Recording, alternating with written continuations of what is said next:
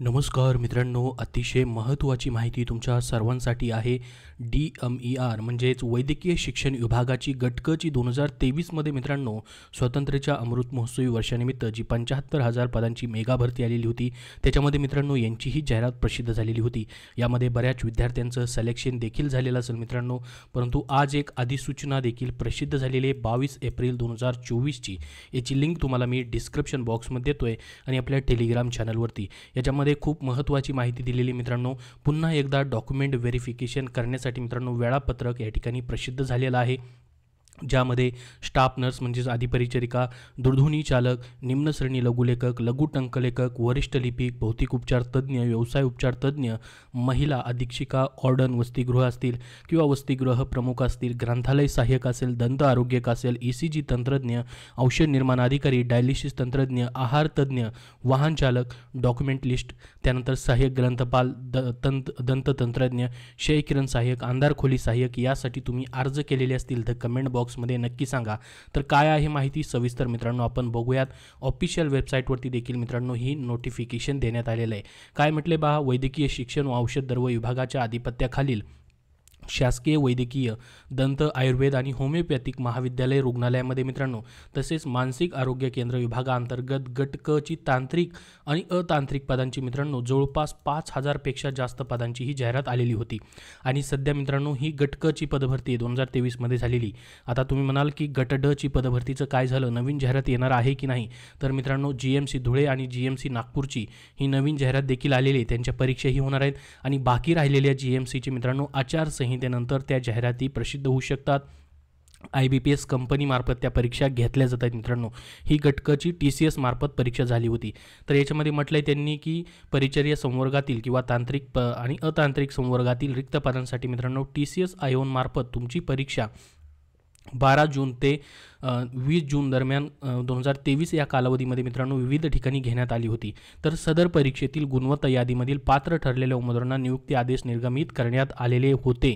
सदर नियुक्ती आदेशानुसार उमेदवार नियुक्ती ठिकाणी रुजू झाले नाही अशी रिक्त पदे व ज्या पदांवर उपलब्ध झालेले नाहीत अशी ती रिक्त पदे गुणवत्ता यादीमधून भरण्याकरिता उमेदवारांनी ऑनलाईन अर्ज सादर करतेवेळी अपलोड केलेली मूळ कागदपत्रे व त्यांच्या छायांकित प्रती घेऊन प्रमाणपत्र पडताळणीकरिता खालील नमूद केलेल्या दिनांकास व वेळेला उपस्थित राहावे. यापूर्वी ज्या उमेदवारांची प्रमाणपत्र पडताळणी झाली आहे अशा उमेदवारांना परत जायची गरज नाही. लक्षात राहू द्या, उमेदवारांनी पडताळणीकरिता उपस्थित राहू नये. तसेच जे उमेदवार 17 ऑक्टोबर 2023 ते 1 नोव्हेंबर 2023 या कालावधीत प्रमाणपत्र पडताळणीकरिता अनुपस्थित होते अशा उमेदवारांनी पडताळणीकरिता उपस्थित देखील राहू नये. म्हणजेच काय तर मित्रांनो, जे विद्यार्थी आता वेटिंगमध्ये असतील, आता काय झाले पहा, जे सिलेक्ट झालेले विद्यार्थी त्यांना डॉक्युमेंट व्हेरिफिकेशनसाठी बोलवलं होतं परंतु काही विद्यार्थी गेले नाहीत. मग अशी जी रिक्त पदं राहिलेली आहेत मित्रांनो त्याच्यावरती आता ही वेटिंगमधले विद्यार्थी जे आहेत त्या ठिकाणी ते बोलवत आहेत. म्हणजेच रिक्त जागा जी आहेत त्याच्यामध्ये ते विद्यार्थी बोलवत आहेत. काय या ठिकाणी आहे पहा, जी गुणवत्ता यादी लागली होती ना त्यामधले उमेदवारांचे नंबर दिलेले पहा. जसं की अधिपरिचारिका म्हणजे स्टाफ नर्सचं पद आहे. आता मग तुमचं इथं कॅटेगरीनुसार दिलेलं आहे पहा, अराखीव प्रवर्ग, सर्व जाती प्रवर्ग. मग यादी क्रमांक दिलेला आहे 21, 22 ते 36, 79 या यादी क्रमांकातील या नंबरमधील विद्यार्थ्यांना 29 एप्रिल 2024ला मित्रांनो सकाळी 9 ते 5 वाजेपर्यंत डॉक्युमेंट व्हेरिफिकेशन करायचे. 29 तारखेपासून सुरू होतं आहे डॉक्युमेंट व्हेरिफिकेशन. त्यानंतर 30 तारखेला आहे.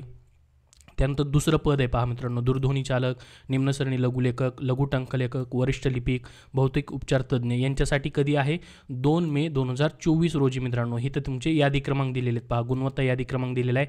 त्या विद्यार्थ्यांनी डॉक्युमेंट व्हेरिफिकेशनला जायचं आहे. त्यानंतर खाली पहा औषध निर्माण अधिकारीचं देखील आहे. त्यानंतर क्षयकिरण सहाय्यक, अंधार खोली सहाय्यकचं देखील इथं दिलेलं आहे पहा. त्यांचं सेफ्टी डॉक्युमेंट साऱ्यांचं 2 मे 2024पर्यंत मित्रांनो या ठिकाणी होणार आहे. याच्यामध्ये पहा टिप दिले खाली. संचलनाच्या आधी असे निदर्शनास आले आहे की अंशकालीन प्रयोगातील अर्ज केलेल्या उमेदवारांकडे विहित नमुन्यातील प्रमाणपत्र उपलब्ध नसताना त्यांनी अर्ज केलेला आहे. तर मित्रांनो उमेदवाराकडं अशा पद्धतीचं प्रमाणपत्र वगैरे उपलब्ध आहे अशाच उमेदवारांना पडताळणीकरिता प्रवेश दिला जाईल. उमेदवाराकडे सदरचे प्रमाणपत्र उपलब्ध नाही अशा उमेदवारांना अपात्र समजण्यात येण्याची नोंद घ्यावी. बघा, वैद्यकीय शिक्षण संशोधन यांचे जे मित्रांनो आहे त्या ठिकाणी आयुक्त त्यांच्यामार्फत हे परिपत्रक आज देण्यात आलेलं आहे. तर खूप महत्त्वाची माहिती दिलेली आहे. ज्यांचं मित्रांनो या यादी क्रमांकामध्ये नाव असेल ह्या यादी क्रमांकानुसार तुम्हाला आता काय करायचं आहे, ऑफिशियल वेबसाईटवरती मित्रांनो इथं पहा ही आत्ताची नोटीस आहे परंतु याच्यामध्ये जर आपण बघितलं इथं मित्रांनो पहा COT म्हणून आहे. इथं गेलात ना तुम्ही, तुमचे इथं सर्व रिझल्ट देखील तुम्हाला मित्रांनो पाहता येतील. इथं सर्व रिझल्ट आहेत पहा. इथं निवड याद्या प्रसिद्ध झालेल्या आहेत पहा. गटक तांत्रिक संवर्गातील वाहन चालक असेल, त्यानंतर इथं पाहू शकता मोलरूम तंत्रज्ञ असेल, प्रयोगशाळा सहाय्यक असेल, आहारतज्ञ, हे सर्वांच्याही निवड याद्या आहेत. याच्यामध्ये तुम्हाला तुमच्या प्रत्येक यादीनुसार मित्रांनो तुम्हाला पाहायचं आहे तुमचं नाव त्याच्यामध्ये आहे का, आणि डॉक्युमेंट व्हेरिफिकेशनला जे आहे ते या ठिकाणी जायचं आहे.